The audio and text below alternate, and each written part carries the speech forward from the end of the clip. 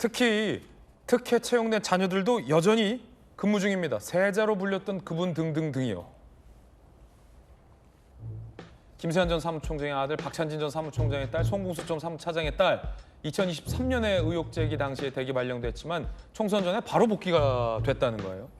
특혜 채용 의혹 고위직 자녀 10명 정상 근무 중. 근무 중. 근무 중. 조기현 변호사님, 선관위의 사고의 진정성이 있다 보십니까?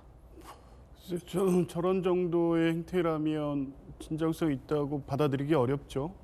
지금 모든 건 선관위가 지금 어떻게 하느냐에 달려 있습니다. 네. 지금은 인사비리, 채용비리 계기가 그 헌법적으로 독립기관의 권한을 침해한 감사원, 감사든 뭐든 문제가 있다는 게 드러났다고 하면 그 자체에 집중해서 국민이 납득할 만한 설명을 내는 게 우선이지, 헌법기관으로서 감사원과의 권한쟁의에 대한 헌법재판소의 결정으로 도피하려고 해서는 안 됩니다. 그거는 그거대로 봐야 되는 거고요. 그리고 오히려 헌법재판소의 결정대로 헌법적 기관으로서의 어떤 신뢰를 보여주려면 지금 어떻게 처리하는가 중요하죠.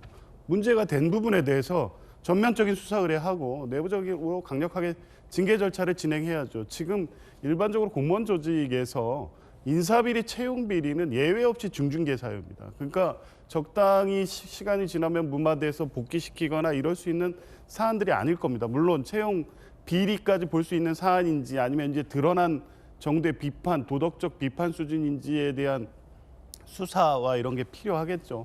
그런데 일단 채용 과정에서 다른 사람의 기회를 박탈하고 선관위 주요 간부와의 어떤 특수한 관계로 선관위 측에 임명됐다고 하면 이건 인사비리로 볼 수밖에 없고, 이런 부분에 대한 명확한 입장을 내야죠. 그냥 외부의 어떤 그 뭐 국회에 뭘 따르겠다.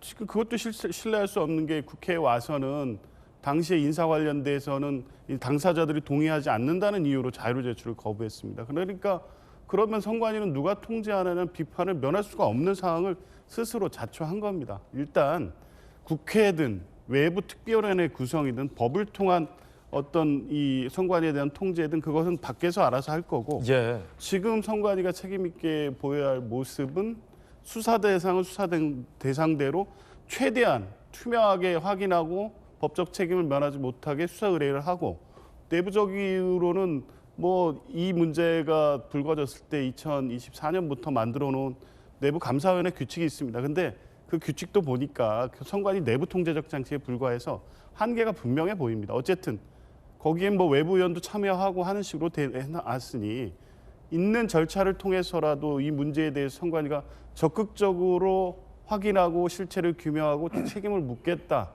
스스로 뭔가를 실천하고 이 문제의 부패의 고리를 끊어나겠다는 의지를 보여주는 게 중요하지, 뭔가 뭐 알아서 좀 처분해 주세요 이런 느낌으로 비춰져서 과연 이 상황으로 방치되면 인사 뭐 부패 구조에 대한 비판을 넘어서서 계속적으로 선거 관리에 대한 신뢰성 문제까지 제기되고 있고, 지금 그 근저에는 또 부정선거론이라는 것이 또 같이 다 결부되기 때문에 이런 것은 선관위 스스로 끊어내야 된다. 선거 관리에 대한 의문까지 확대된다고 하면 그 책임 또한 선관위의 책임이 될 수밖에 없기 때문에요.